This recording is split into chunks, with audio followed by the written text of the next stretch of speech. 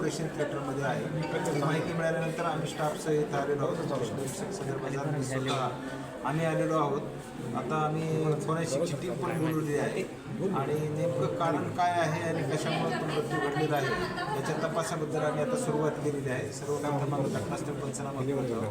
Body शासकीय रुग्णालयात shift करून त्या ठिकाणी PM करणार आहोत आणि त्यानंतरच निश्चित कशामुळे मृत्यू घडलेला आहे याचं कारण स्पष्ट होणार आहे. त्या दृष्टीने आम्ही तपासाला सुरुवात केली. कुठे मार लागला बॉडीला, म्हणजे तो काय संशय आहे तुम्हाला? म्हणजे हा आता आम्ही तो बघत आहोत नेमकं कशामुळे घडलेलं आहे हे पूर्ण PM रिपोर्ट नंतर आणि पूर्ण बॉडी पाहिल्यानंतरच लक्षात येणार आहे.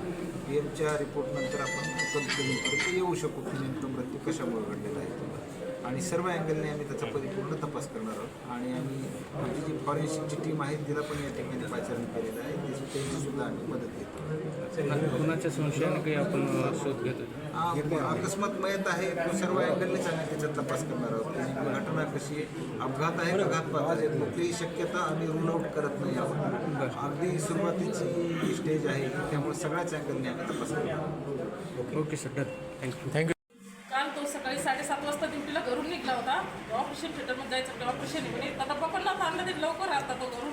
तर आम्ही रात्री त्याला कॉल केले, ड्युटी सुटली तर घरी यायला म्हणून कॉल केले, तर कॉल उचलला नाही. परत 2-3 वेळेस कॉल केले, उचलला नाही. मग आम्ही वाट पाहिली, म्हणलं आता त्यांना नाईट करत असतो तर नाईट लागली काय की म्हणून आम्ही वाट पाहिली, त्याची तिथे फोन उचलला नाही आहे. मग आम्ही यायला सकाळी उठल्यावर यायला म्हणलं तुम्ही जा बरं म्हणलं हॉस्पिटलमध्ये बघून या म्हणलं. नेमकं फोन कोण उचले ना, त्याच्या मित्राला पण सांगितलं फोन करा म्हणून. त्यांनी त्याच्या मित्राचा सुद्धा फोन उचलला नाही आहे.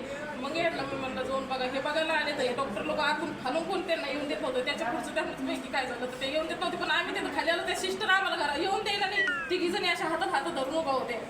आता आल्यावर तुम्ही काय पाहिलं ओटीमध्ये? इथं आल्यानंतर ते खाली पडलेला बघितला मी पूर्ण असं सगळं. ते काय ते सगळं ते लागलेलं दिसतं ना, ब्लड लागलेलं आहे, हाताला लागलेलं आहे, ब्लड आहे पूर्ण पडलेलं. आम्ही काहीच नाही, आम्ही काही हात लावला नाही. ते ब्लड होतं सगळं खाली पडलेलं. त्याच्यात आल्यानंतर आम्ही ते पाहिलं. अगोदर यांनी पाहिलं की यांनी मला कॉल केला, मग आम्ही तसंच कळत आलो. बरं, तुम्हाला काही संशय वगैरे आहे का? माझा डॉक्टर लोकांनी सांगायला पाहिजे होतं ना, कमीत कमी त्यांनी फोन तर करायला पाहिजे होता ना की असं असं झालं, तुम्ही घरी फोन करायला पाहिजे होतं. याचा अर्थ ते रात्री ड्युटीहून घरी आला नाही, रात्रीच काहीतरी यांनी केलेलं आहे किंवा काहीतरी झालेलं आहे. मग हॉस्पिटलचे डॉक्टर लोक कशाबद्दल पळून गेले? याचा फोन करायचं काम नाही का? हे ड्युटीला आहे नाही इथं, ते ड्युटीला आहे. हॉस्पिटलचे डॉक्टर लोकांचं त्याचं कोणाचं तरी फोन करायचं काम आहे ना की तुमचा मुलगा असं काहीतरी झालं, यांनीच काहीतरी केलं. तिथं तुटलेलं पण दिसतंय ना सगळं. वाद नव्हता, वाद वगैरे काहीच नव्हता, त्याचा वाद नव्हता काही.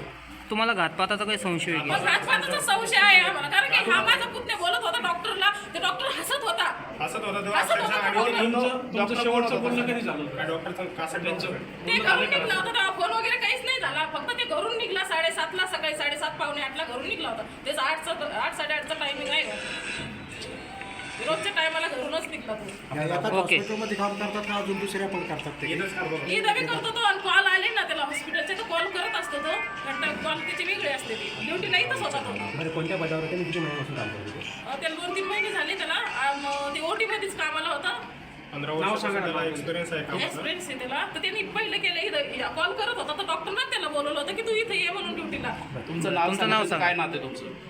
लता राजेंद्र दोरके, मी तिची आई आहे. तुमचं नाव काय आहे? अमोल राजेंद्र दोरके. ओके.